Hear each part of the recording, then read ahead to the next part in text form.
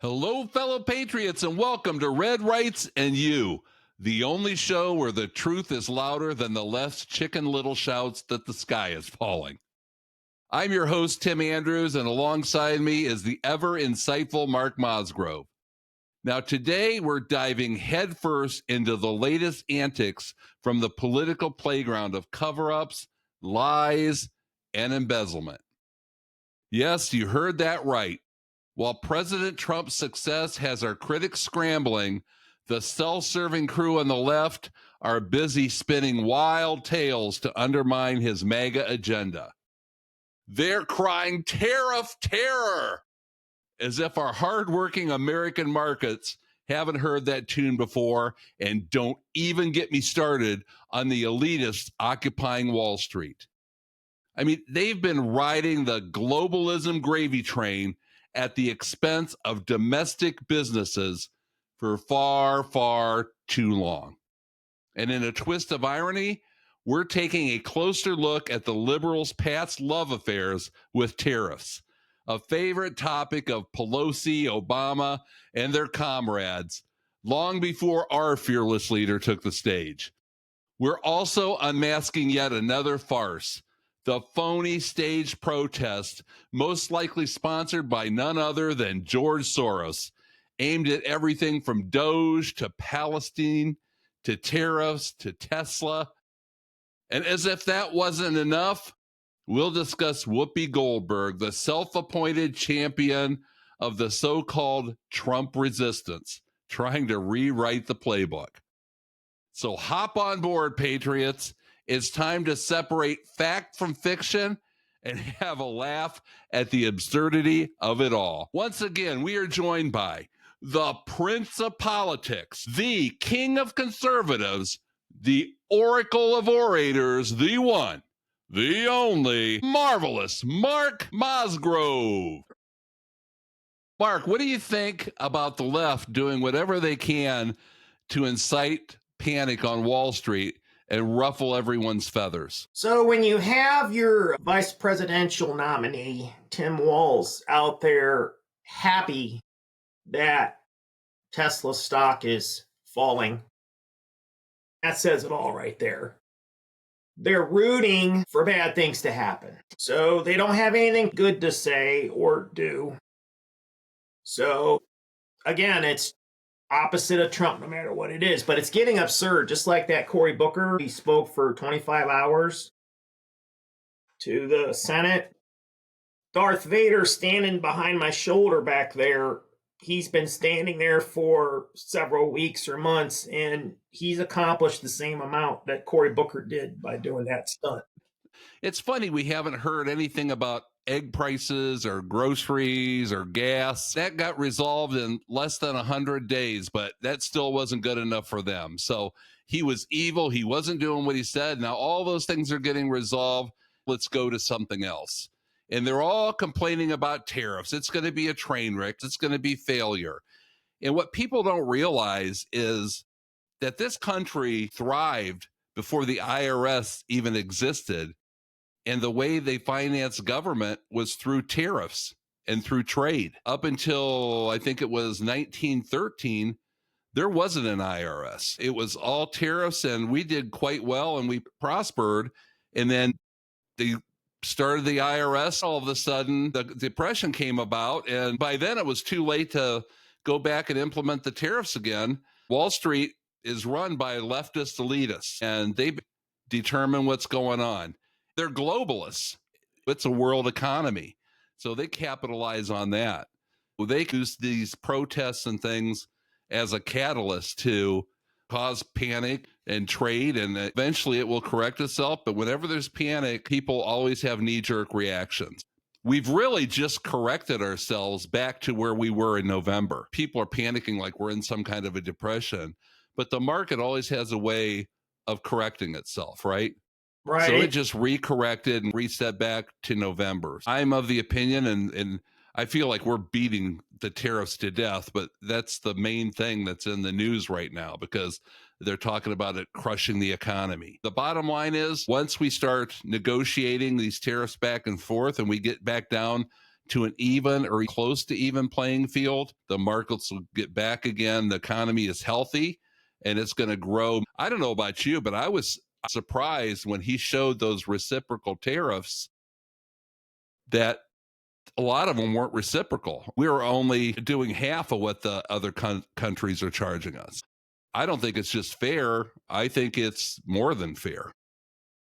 Well, someone who he probably got the idea of to have the chart with the tariffs, somebody who he probably emulated, who did it in the past, was Nancy Pelosi, because she did that in 1996. That video came out where she was up there with her chart basically saying how terrible it was that China has all these tariffs against us and that we need to have reciprocal tariffs. Now, I realize a lot's happened between 1996 and 2025, but that video that just recently came out of her speaking, every Republican should play that video for any commercial that they ever have in the future, because she was promoting the same thing that Trump was promoting. Almost identical, wasn't it? Almost. The charts and everything. And who else was talking about Biden, Obama? Obama also said, was it 2011 or somewhere in there, about cutting waste, fraud, abuse. Actually, what Trump's doing is his job. Right. His job is to run the country as efficiently as possible. In no other situation could you be running something that loses 1.8 trillion a year and keep your job. But yet our leaders, our president, our congressional leaders, they are in charge of that and they allow it. In no other case could that ever be allowed. You'd be out of business. You'd be bankrupt. Yeah, but we allow it because, like we've talked before, it's the federal government. It just exists. It has a life of its own. And I just saw here this big, huge push yesterday. I don't know how many people did it, but there was this hands-off thing. Did you hear about that? Yeah, I saw that. I went to their website, and first of all, half of what they say is lies and exaggerations. Trump has not cut a single person's Social Security or Medicare that I know of. Show me one person. Mm-hmm. That's the playbook. I remember as a kid when Ronald Reagan was running. I was 12 or whatever. Oh, he's going to cut grandma's going to be out on the street. Democrats have always used that against Republicans, that those mean old nasty Republicans are going to put grandma on the street, hungry and homeless. It's never happened one time. Trump says he's not going to cut benefits. Now, if he does, then it's going to be like a first George Bush moment, read my lips, no new taxes, because then if he does cut benefits, then bad for him. But right now you got to go by his word that they're not cutting. But the thing of it is, in 10 years' time, when those trust funds run out, benefits are going to be cut then. Well, yeah, and the bottom line is they're always guilty of what they accuse the other side of doing, right? Yes. So what they were doing, Biden and that administration were skimming money off the top from Social Security and everything else and redirecting it towards aid for other countries and illegals and things like that. So they're the ones that were siphoning the money out. I just had a discussion on social media the other day, and I shook my head afterwards, like I thought I could have a real intelligent discussion, and all of a sudden they'd start talking about Nazis and how this one guy we should listen to him. It's like, it's literally insanity. It's like sitting down and talking with a crazy person. It's like, where do you guys get these? They just come up with these crazy things off the top of their head. There's no substance to it. There's no validation. They just come up with this stuff and they just make it facts, just like the Social Security. He says he wants to cut waste in these departments, and all they hear is cut. They don't hear waste or anything. All they hear is cut. Oh, he wants to get rid of Social Security. He wants to get rid of Medicare. It's like, man, guy, I mean, listen, roll the tape. I asked this guy, I said, are you delusional? Are you hearing voices, or what the hell is going on? Where is this stuff coming from? I have no idea. I'm the first one, and I'm sure you're the same way. I would love to have an intelligent, reasonable conversation with somebody on the left And if they have some good points, I'm going to be the first one to say, hey, that's a good point. Maybe I've never thought of it that way. You know, bring up your side, they bring up their side, and you try to have an intelligent discussion. This guy's going, well, you might think you won this argument. I said, first of all, I didn't know we were in debate club. I didn't know it was an argument. I thought mistakenly that we could have some kind of intelligent conversation. But evidently, you're no different than the rest. You're delusional. You need help. I can't have a conversation with somebody like you. These guys come up with these far left, crazy, out there ideas and expect you to buy into them. I didn't even know what the guy was talking about, to be honest. They always do that kind of stuff. It's just so crooked. I want to take a shower with a scouring pad. I can't believe these people are a part of our American culture. What rocks did all these people crawl out from under? Isn't it amazing since that election? What an eye opener. I didn't even know all those nutcases existed. And here you have a lot more of them than we thought. There's tons of them all over. But like I said in our last video, maybe there's not that many of them, the far left whack jobs, but they make the most noise. It's like a stadium full of 100,000 people and everybody's perfectly quiet, but 3,000 of them are screaming their heads off in an attempt to be heard and get attention. And I think that's how it is with the left here. I'm kind of glad this happened because I think it makes us all aware that those nutcases are really out there and they're just delusional. The Democrat base tends to be more urban. The Republican base tends to be more rural, just in general. And I try to think about why people think the way they do. I suppose if I grew up in New York City, I rode subways to school, and my whole existence was I see police out there and traffic people and all of this government work cleaning up the trash and stuff like that. So when you live in a city, it's kind of a more government focused thing. But when you live out in the country, like I grew up on 3 acres, everywhere around me was farmland and woods and trees. I couldn't just go hang out with some friend and play basketball or something like that. You'd have to be driven to go to a person's house. So I grew up in that rural mindset. But if I grew up in New York City or someplace like that, I probably would think differently too. You are a product of your environment. My son, he's quite liberal now, but he's been in an environment where he's been congregating with people from a liberal arts college, and they're very liberal. So you start making friends, and you know, the good old days, man, where you didn't know everybody's political affiliation and belief or their religious beliefs. Remember when they used to say there's 2 things you don't want to talk about, politics and religion. Now that's all anybody talks about. I had friends that I never even knew it because we're talking about things that we had in common, like our kids, things we do as dads, things we do in the neighborhoods. I believe in God. I'm religious and consider myself Christian. I coached basketball with the guy. I love the guy to death. He was such a great, caring, good guy. I had no idea he was an atheist because we never talked about that kind of stuff. And we never talked about politics.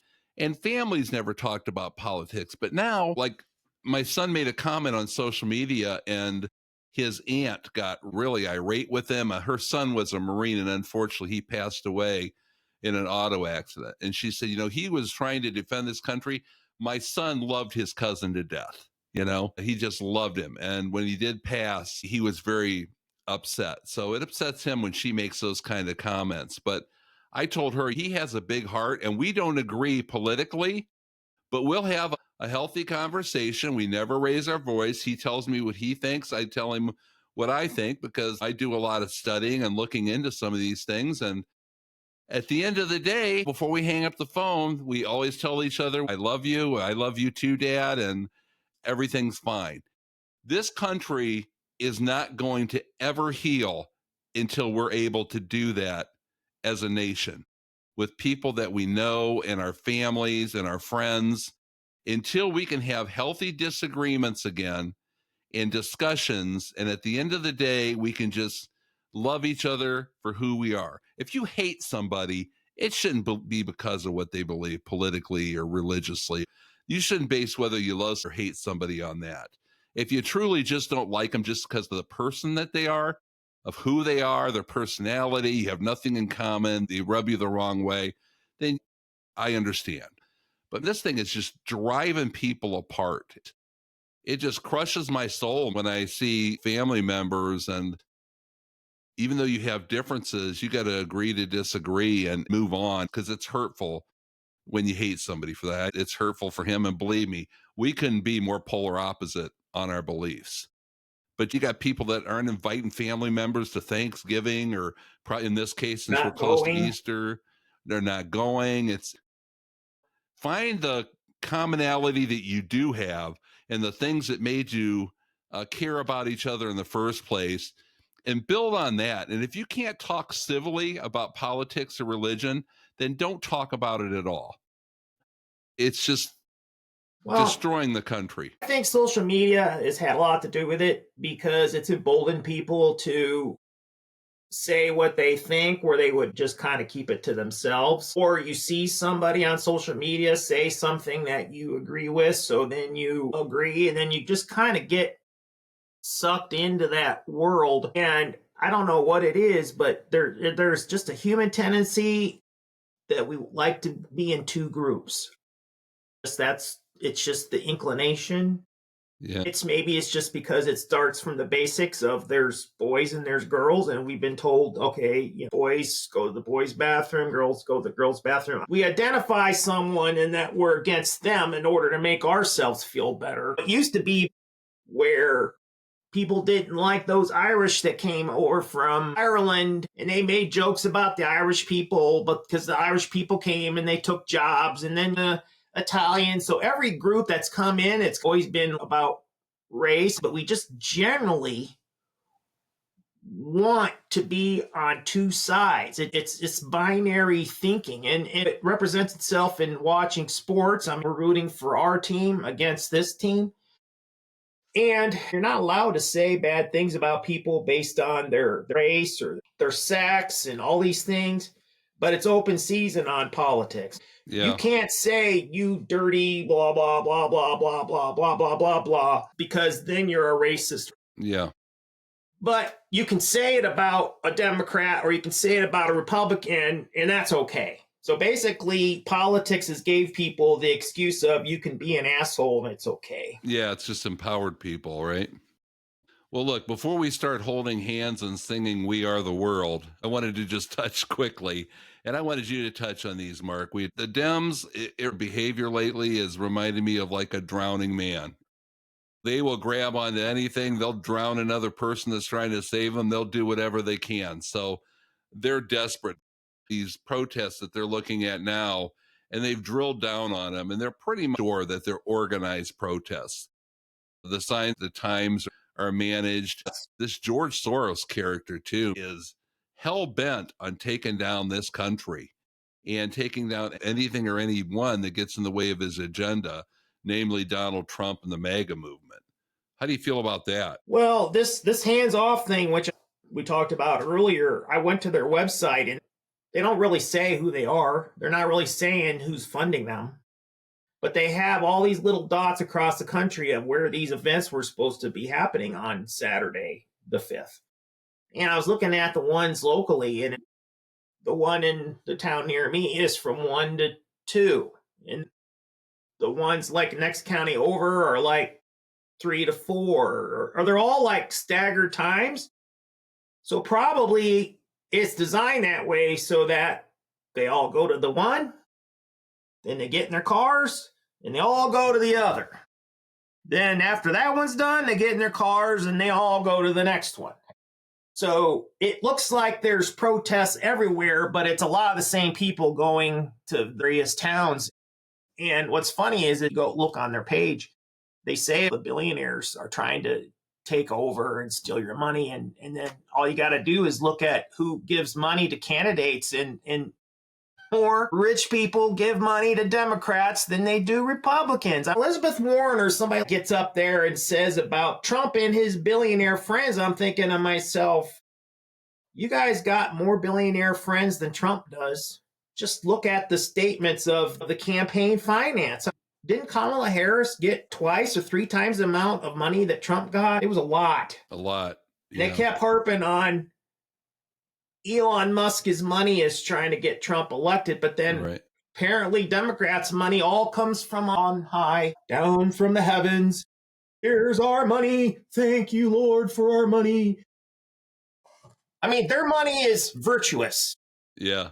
But anybody who gives money to the Republicans, all those evil people trying to buy the election while they have three times the amount of money in the elections. I wonder where he dug up the names from all these protesters. I think they're like all struggling actors and singers that just weren't good enough to make it. Have you seen the horrible songs and the one where they were doing the electric slide? It's hilarious. Well, they're trying hard because I just saw on a major news site here where they're coming out with these rallies to learn how to protest. Well, the one thing that they do have going for them and the one glimmer of hope is Whoopi Goldberg has come out as the self-proclaimed queen of the resistance movement against Trump and MAGA. And I think we can all agree that with her intellectual prowess and dazzling personality, she is the woman for the job. You can't argue with somebody who hears dead people and somebody who likes making pots and somebody who likes smoking pot, by the way. Yeah. And you know, she was a nun once too. Right. On Sister Act. Again, what's her upbringing? Where's she from? She's probably lived in an urban area her whole life. She's around those sort of people. She thinks the way she thinks because she's around people that think that way. If she came out and lived in the middle of Idaho, she would have no voice. She'd just be the crazy woman that lives down the street. They gave her a voice, so she says what she says. But when you're saying about the resistance, the day before this thing happened, this April 5th thing, she's basically saying go out there and protest. Right. They're saying it's supposed to be peaceful, but really what a Republican needs to do is anytime someone says one of these sort of things about Social Security and that sort of thing, we just need to ask them, okay, who do you know had their Social Security cut? Just ask them. Or not only that, but just ask them. They don't have an answer. Or anything. Where are you getting that information from? It's all conjecture and accusations. I call it the Nostradamus effect. It's what they think is going to happen. What somebody's told them, and they're just repeating what's going to happen. There's no evidence of that ever happening. Like they talk about the tariffs. We did have tariffs historically, and they did quite well. And not just for us, but other countries have always used them. Trump had some during his first term, and it did well. If it's not broke, don't fix it, and you build on it. But not according to them. It's going to cause a depression. It's just like everything else. It's not business as usual. And because Trump's not following that company line or the political guidelines to do what he's doing, he's not sitting on his hands for 4 years. He's actually going out and trying things. It's not the end of the world. If some of it may not work and he can tweak it, he's already tweaked some of it. The tariffs that he has with the other countries, he's actually cut down on some of that. He's given them the benefit of the doubt and only done 50% on the reciprocals. He does have a big ego. We can both agree on that, right? But when you have a big ego and you want to be known for being a great president, you want to do something that's going to help the country and help the entire country. You're not out to wreck the country. I do believe he loves this country, but even if it was only because you had a big ego and you're just in it for how people look at you. I had another guy tell me, he doesn't give a shit about you. And I said, look, I don't care if he gives a shit about me or not. I could care less what he thinks about me. I could care less if he hates my guts.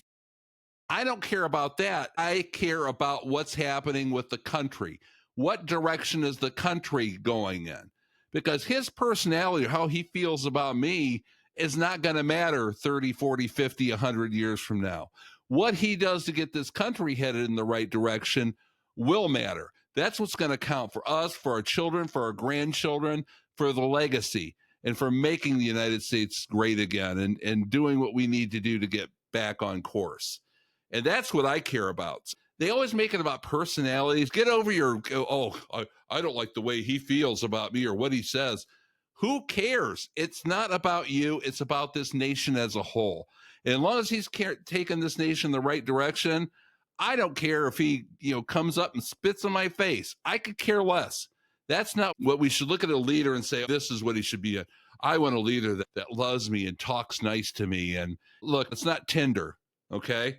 We're not in a personal relationship. This is the relationship between you, the party, and the country, and what you're doing to benefit the country. It's been less than 100 days, but if he does some things that are harmful and he doesn't correct them, then I would be critical too. Sure. And say, hey, let's get back on course. But it kills me. Somebody said, I think it's a freak show. I just like sitting back and watching. And I said, but you still hope that he succeeds, because it's not about that. It's about what he does for the country. And if he's successful, the country's successful, right? That's how you feel, right? And then I said, yeah, I didn't think so. And that's how they are. He could drag this country in the bowels of hell and they would just be, the country is destroyed, but they're celebrating. We told you so. It's Trump. He took this country to hell. Now we're in hell. Good on him. Like one of the Democrats is going to come riding in a white horse, waving a flag and saving the day. They don't know shit from Shinola. They're the worst. They drug us through hell for 4 years before. And now after 100 days, you guys are ready to pass judgment on this guy? Give it a break. It's all conjecture. A lot of people thought Obama was going to be that transformational president, and really he wasn't. I mean, yeah, he just got in there. He did the job. He had his meetings with foreign leaders and he did his speeches. And I don't want to say he didn't govern as a president, but other than that healthcare thing, what did he do? Well, they did everything they could to make him into a messiah. And at the time, he's the first African-American president. But now you look back on what he did and you start digging it. It was not good at all. I do believe there were some good points to Obamacare. And that's one thing that's always bothered me about presidents. They get in and they just want to completely destroy what the last president did instead of looking at some of the good points and building on them. Biden did that, just like the borders. No more walls, just come on in. Just to spite Trump, because he didn't want to do anything that Trump believed in. He made a complete shit show of the borders and illegal aliens and everything else. So you've got to look at things, and some may have merit. And I wasn't a big Obama fan, but I believe that some of the Obamacare, there was some merit there, but you could tweak it and build on it. But when there's merit on either side of the aisle, you just don't scrap everything and start over again. It's stupid. Again, everything is always so black and white, this side versus this side, this thinking versus this thinking. And why can't someone say, I generally don't like Trump and these things I don't like about him, but these are a few things that I see what he's doing and I understand why he's doing them. They cannot say that. Being someone who tends to be a Republican when Biden was president, when Obama was president, I mean, I didn't want them to make the country more socialist. I didn't want them to integrate things into our country that we shouldn't be having. But that was all a slow process. But I didn't want them to mess up. These Democrats, I'm telling you, if Trump ordered a strike in Yemen or something like that and Americans die, they're going to be blaming Trump. Whereas Biden didn't take care of it. Trump is. Like we talked last week, when you're more active, you're going to make more mistakes. When you do nothing, it's harder for people to say you made a mistake, because the only mistake you can make is you did nothing. Yep. That's it. Yeah, but if you do 10 things, if 9 of them are good and 1 of them didn't work out so good, they'll always find something. Eggs. He tightened up the border. Oh, it's the eggs. Oh, it's the groceries. Oh, it's the gas. And every time he fixes something in record time, by the way. Whack-a-mole. Yeah, a little bit of it is his fault, because he goes on day one, we're going to do this, and he's being optimistic, but he's fixing it. That promises made, promises kept. That's not just an empty slogan. We can see that happening every single day. And that is so different than what they're used to doing. They're like, oh my God, he's making us look bad because politicians aren't supposed to do this. They're supposed to sit in office for 4 years and shoot this shit and give us all this hemming and hawing and not doing anything. That's not the norm. This makes him look good. It makes us look bad. So every little thing, first it's the eggs, then it's the groceries, then it's the gas. And as each one gets fixed, they move on to the next thing.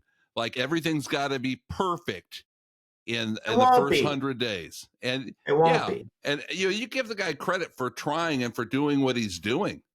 And nothing's not fixable. The Democrats are hoping they fail miserably and the stock market crashes because they don't care. They're self-serving criminals. That's all they care about. And they're trying to distract everything from these investigations. And I hope to God these investigations come. He came in and said he's going to drain the swamp. Well, let's start draining. Let's go after these crooked politicians. Is there going to be some collateral damage with the Republican Party? Yeah, but it doesn't matter. Wrong is wrong. Get in there, find the people that are abusing, and get rid of them. Although we probably have to elect a whole new Congress and Senate. Yeah. But you start with the worst offenders, and then you go from there. Right. Just look like this Jasmine, what's her face now, saying, yeah, her grandmother's been dead for all this time, and she's been collecting her Social Security. What? Over $416,000 or something. Jasmine Crockett's been doing that? That's right. Yep. When did that come out? Oh, it just came out a couple days ago, or even a day ago, very recently. But yeah, and that's just probably scratching the surface, just 416,000. Where's the other millions coming from?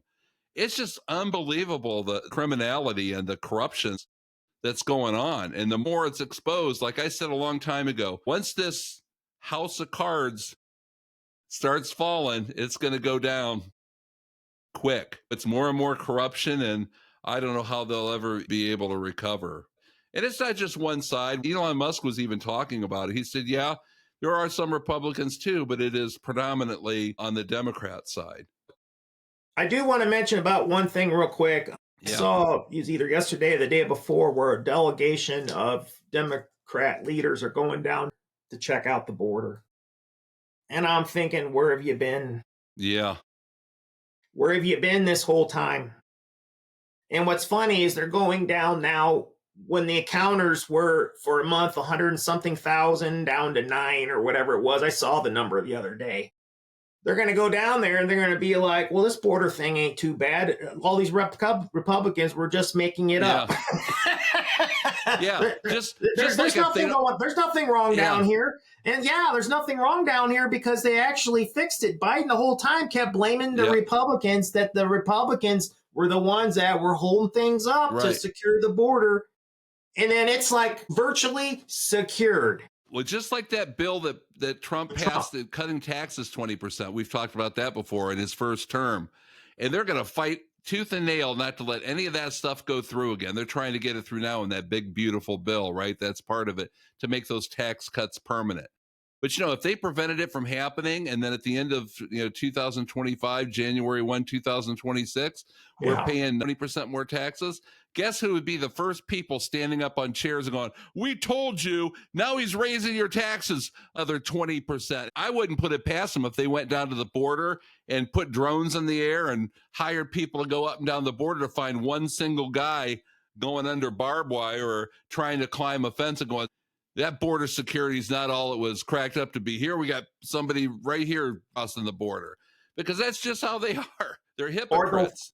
They'll find the one case where they dragged mom away in handcuffs, and now she's in El Salvador. Yeah. And she didn't do anything. Yep. It's amazing. But that's what they're going down there for. Yep. Now, why did they go down when there was a problem? Yep. Well, hey, everybody. Rant over. Mark, do you feel better? I feel a little bit better getting this stuff off my chest. What do you think? I don't know. We're just grumpy old men. It's all right. But get off of our lawns. Get off of our lawns.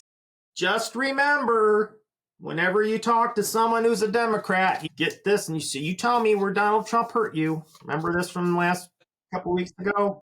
Yep. It still holds. Yep. And I think it always will. And you people need to start challenging people a little bit on this without being a jerk. Because you can be a jerk. If, like, someone could call you a jerk and, oh, you're a jerk because you like Trump. If you turn around and say, oh, you're a jerk because you're a Democrat, I mean, that.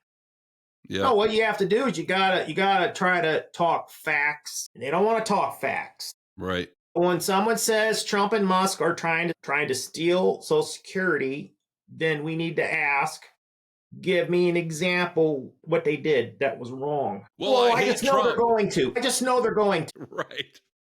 And what do you base that on? Because they will. Yeah, Because they will. He's a horrible. I hate Trump. You can't have an intelligent, reasonable conversation. I think we talked about it before. I talked a little bit about tariffs with the guy. He brought up some good points. I thought I did. We parted friends. We virtually shook hands and we parted and thanked each other for actually being able to have a conversation. That's the kind of thing that needs to happen until they tone down the hatred and actually do the research and come up with viable reasons and explanations on how they feel the way they do and why they're making the accusations that they ought. You're never going to have an intelligent conversation with them. All right, everybody, ran over. Right. Thanks again, everyone, for joining us here on Red Rights and You. Mark, thank you again. I always appreciate your insight, my friend. And until next time, guys, stay the course, stay strong, and stay patriotic. God bless you all, and God bless America. Thank you so much. Bye-bye.